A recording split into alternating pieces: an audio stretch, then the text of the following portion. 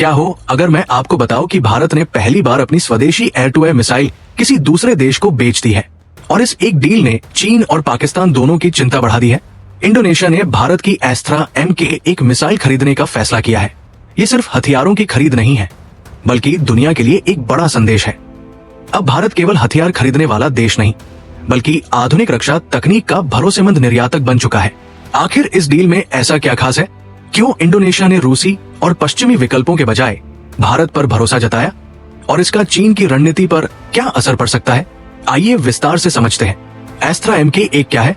एस्त्रा MK एक भारत की पहली पूरी तरह स्वदेशी beyond visual range air to air missile यानी BVR मिसाइल है। इसका विकास DRDO ने किया है जबकि इसका निर्माण भारत डायनेमिक्स लिमिटेड यानी BDL करती है। ये मिसाइल लगभग 80 से 110 किलोमीटर तक के लक्ष्य को निशाना बना सकती है और अनुकूल परिस्थितियों में इसकी रेंज 160 किलोमीटर तक पहुंच सकती है।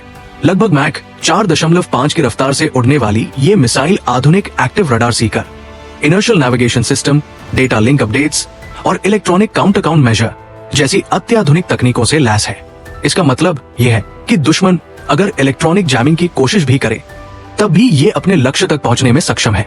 इंडोनेशिया ने एस्त्रा क्यों चुनी? इंडोनेशिया के पास रूस में निर्मित सुखोई Su-30 और Su-27 लड़ाकू विमान है। अब इन विमानों पर एस्त्रा MK1 को इंटीग्रेट किया जाएगा। हालांकि इसके लिए तकनीकी परीक्षण और प्रमाणन की प्रक्रिया पूरी करनी होगी। लेकिन सबसे बड़ा सवाल यही है कि इंडोनेशिया ने भारत की मिसाइल पर भरोसा क्यों किया? रिपोर्ट्स के मुताबिक भारत के ऑपरेशन सिंदूर के दौरान एस्त्रा मिसाइल के सफल वास्तविक युद्ध प्रदर्शन ने इंडोनेशिया का भरोसा और मजबूत कर दिया। यानी ये सिर्फ कागजों पर नहीं बल्कि वास्तविक परिस्थितियों में भी अपनी क्षमता साबित कर चुकी है। कितनी बड़ी है ये डील?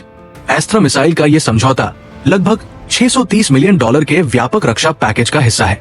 इस पैकेज में भारत की सुपरसोनिक ब्रह्मोस क्रूज मिसाइल पर भी सहयोग शामिल है। इंडोनेशिया पहले ही ब्रह्मोस कोस्टल डिफेंस सिस्टम में रुचि दिखा चुका है और अब अतिरिक्त बैटरियों के लिए भी बातचीत चल रही है। यानी भारत अब केवल एक मिसाइल नहीं बेच रहा बल्कि पूरे रक्षा सहयोग को नई ऊंचाई पर ले जा रहा है।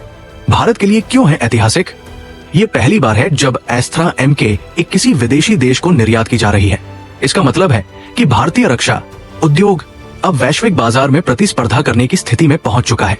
विशेषज्ञों का मानना है कि इसके बाद वियतनाम, मलेशिया और अल्जीरिया जैसे वे देश जो रूसी Su-27 और Su-30 विमानों का इस्तेमाल करते हैं वे भी भारत की एस्त्रा मिसाइल में रुचि दिखा सकते हैं। अगर ऐसा होता है तो भारत के रक्षा निर्यात में बड़ा उछाल देखने को मिल सकता है। चीन के लिए क्यों है चिंता? इस यात्रा में सिर्फ मिसाइलों की बात नहीं हुई। भारत और इंडोनेशिया ने समुद्री सुरक्षा, कोस्ट गार्ड सहयोग, समुद्री निगरानी, सर्च एंड रेस्क्यू ऑपरेशन और इंडो पैसिफिक में नौवहन की स्वतंत्रता पर भी महत्वपूर्ण समझौते किए। इसके अलावा सबांग पोर्ट के संयुक्त विकास पर भी सहमति बनी। आउट्रो। तो दोस्तों, आपको क्या लगता है? क्या एस्त्रा MK1 की ये पहली विदेशी बिक्री भारत के रक्षा निर्यात के लिए एक नए युग की शुरुआत है? क्या आने वाले वर्षों में भारत दुनिया के बड़े हथियार निर्यातकों की सूची में शामिल हो सकता है? अपनी राय हमें कमेंट सेक्शन में जरूर बताइए। अगर आपको ये जानकारी पसंद आई हो तो वीडियो को लाइक करें, चैनल को सब्सक्राइब करें और बेल आइकन जरूर दबाएं ताकि रक्षा और अंतर्राष्ट्रीय मामलों से जुड़ी हर महत्वपूर्ण खबर सबसे पहले आप तक पहुंचे। धन्यवाद। मिलते हैं अगली वीडियो में।